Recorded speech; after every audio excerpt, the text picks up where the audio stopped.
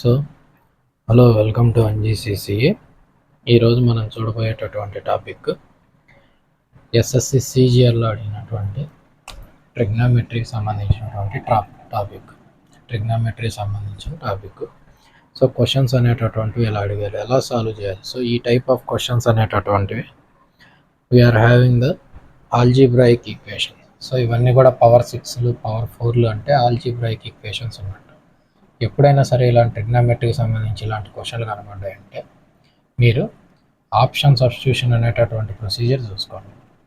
Option or value substitution. ఏంటి value substitution అంటే theta అనేటటువంటిది ఒకటే వాల్యూ ఉంటుంది. సో అలాంటప్పుడు ఏం చేస్తారని అంటే sine or cos or tan ఈ కాంబినేషన్లో ఉంటే టీటా వాల్యూ 0 ప్లేస్ చేసుకోండి, 0 డిగ్రీస్. అలాగే ఇలాగా వీటితో పాటు కొసీకెంట్, సీకెంట్, కాట్ ఉంటే టీటా వాల్యూ 45 డిగ్రీస్ ప్లేస్ చేసుకోండి.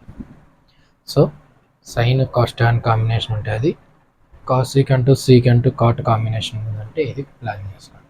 ఇప్పుడు మన క్వశ్చన్ అనేటటువంటిది సైన్ కాస్ కాంబినేషన్లో ఉంది కాబట్టి ఇప్పుడు టీటా ఈజ్ ఈక్వల్స్ టు 0. టీటాను 0లో ప్లేస్ చేయండి.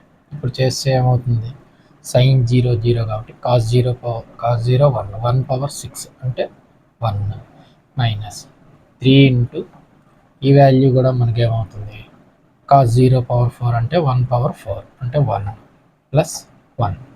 సో 2 ఇంటూ 1 అంటే 2 plus 1 3 minus 3 is equals to 0.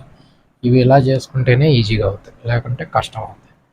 So next అడిగినటువంటి క్వశ్చన్ 2014 19th సిజిఎల్ టైర్ 2లో అడిగినటువంటిది. దీనికి కూడా అంతే, కాస్ సైన్ కాంబినేషన్ కాబట్టి put theta is equals to 0. 0ని ప్లేస్ చేసుకుంటే ఎంటైర్ వాల్యూ మొత్తం 1 అవుతుంది. సేమ్ ఇది కూడా 1 ప్లస్ 1 ఈజ్ ఈక్వల్స్ టు 2.